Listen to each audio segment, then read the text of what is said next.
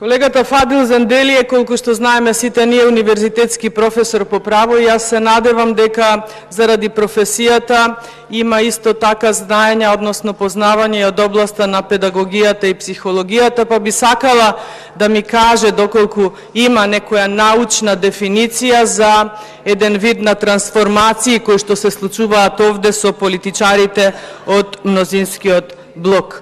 Имено би посакала една дефиниција доколку има да ми кажете за тоа што се случува, што ги имаме денес присутни пратениците на Социјалдемократскиот сојуз, па дури замислете, 2 месеци ја закочија државата велејќи дека мнозинството ќе нарасне, а нигде ги немаше да се јават за збор за да кажат некој аргумент зошто се разрешуваа министри, ниту пак се јавија за збор да кажат аргумент зошто се назначуваат министри. Замислете, после полноќ се трансформираа и дури 6, односно 8 од ова нараснато стабилно мнозинство се просветлија и се пријавија за ваша реплика. Има ли некоја дефиниција, колега Фадил Зендели, за оваа трансформација која овие ликови кои што навистина не знаат што прават?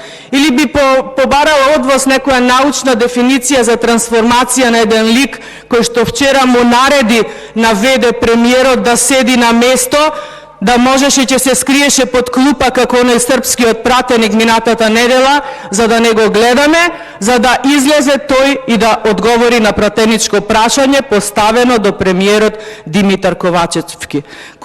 За која трансформација зборувам? Зборувам за трансформацијата негова од крајот на 90-тите и почетокот на 2000-тите, кога тој хулиган протестираше заради градење на цркви. Говорам за текот на 2000-тите, кога тој беше преведувач во жолта куќа на Косово. И сега тој лик, трансформиран во некој урбан тип кој што носи скапа гардероба, кој што тука ни стои со рацете и ни говори за европски вредности, сега тој урбан лик мисли дека со тие милиони и со таа позиција на невин лик ќе ја исчисти ова валка на совест и ова валка на минато. Чиста совест и чисто минато или ги имаш, или ги немаш. Тие не можат да се надокнадат ниту со милиони, ниту со дучани на улица на Македонија, ниту со обвиненија дека некој овде предизвикувал на борба.